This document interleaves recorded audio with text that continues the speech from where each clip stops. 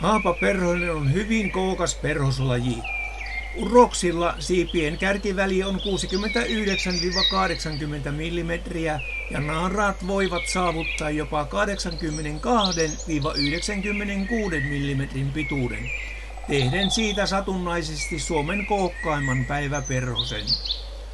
Siivet ovat väriltään mustan ruskeat. Etusiivissä on muutamia valkeita, nauhamaisesti asettuneita täpliä. Haapaperhonen on levinnyt Keski-Euroopasta Keski-Aasian kautta Japaniin. Euroopassa sitä esiintyy pohjoisessa Fennoskandian keskiosissa saakka. Suomessa laji ei ole koskaan ollut kovin yleinen ja se hävisi ilmeisesti täysin 1960-luvulla.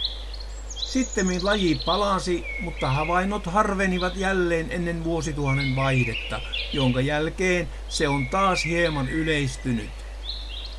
Haapaperhosen esiintyminen painottuu vahvasti Itä-Suomeen ja Keski-Pohjanmaalle. Perhonen lentää kesä-heinäkuussa.